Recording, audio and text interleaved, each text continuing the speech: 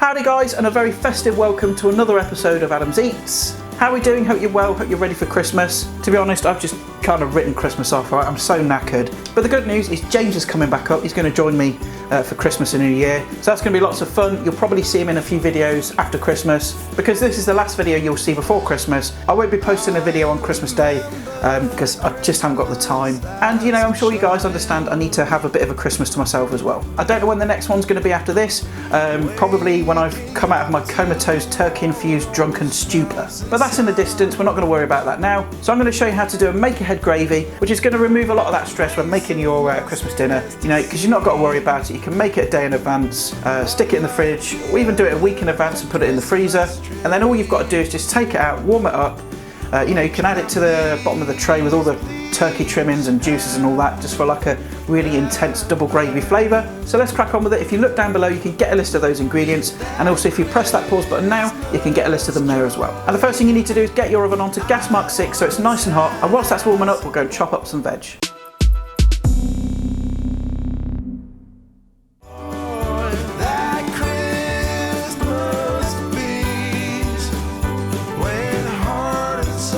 Right, so I've got the base vegetables here, got carrot, onion and celery, and all we're going to do is just get them out of the bag. I'm going to use a couple of carrots and just cut them into rough chunks. You know, I wouldn't bother peeling them because it's all going to be sieved. I would say don't cut the chunks too thick because, you know, they need to break down a bit when we cook them in the oven. So once you've chopped them up, I've got a deep-sided roasting tray here. You want it nice and deep so you can fit everything in.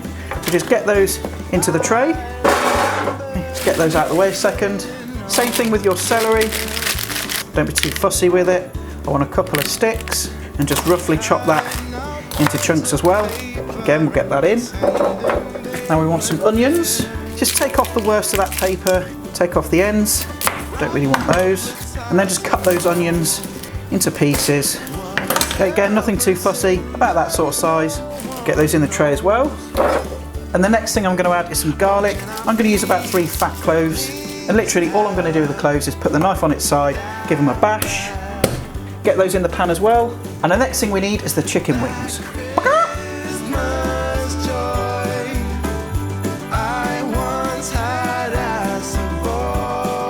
I've got my wings here, and all I'm going to do is just take them out of the packet, and then get them onto my chopping board. I'm going to take my knife and I'm just going to cut into them.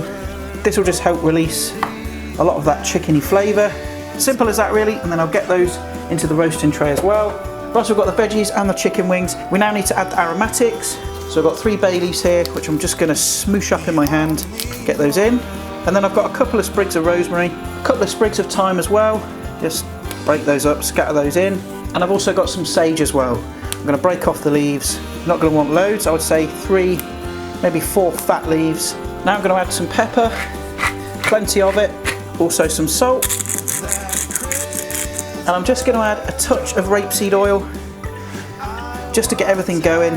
And the only thing left to do now is to get your hands in and mix it all up together. And it's as simple as that, and we can now get it in the oven.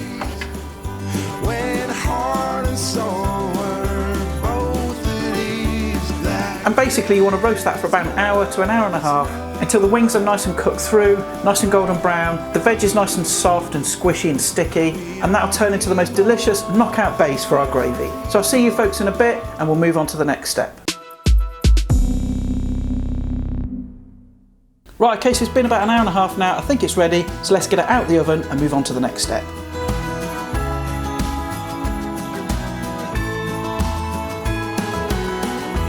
Right, here we are then. You can see how lovely and golden brown everything is.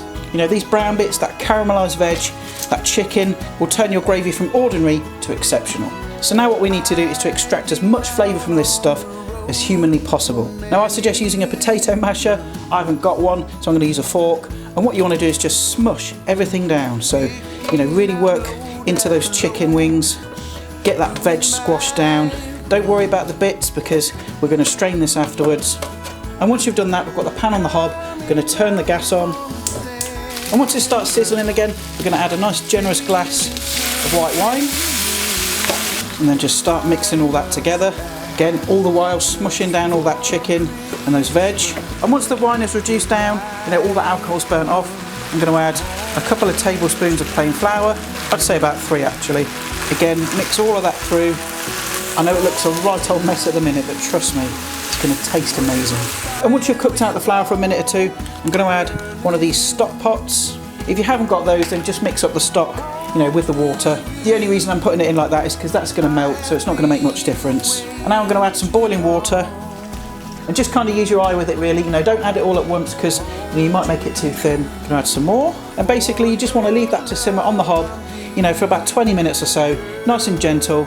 If it's too thick, then just add a bit more water. And really it's about personal preference, using your eye to get it to the thickness that you like. So I'm going to leave this to simmer away for about 20 minutes, so I'll see you folks in a bit. Right, so it's been about 20 minutes now. I've got it to the thickness that I like, and I'm just going to taste it for seasoning. Just get a bit on my spoon. That's superb. Does need a bit of pepper and some salt. And for a bit of sweetness, I'm going to add a couple of teaspoons of cranberry sauce. That's just going to balance out those rich flavours. Give it a final mix through, melt that cranberry sauce. And that's it really. Once your cranberry sauce is melted, it's now ready to strain.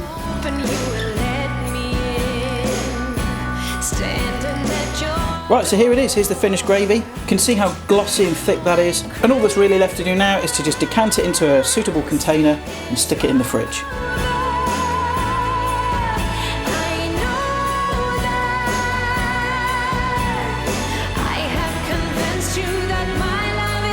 One thing I forgot to mention is to make sure that gravy is nice and cool before you put it in the fridge.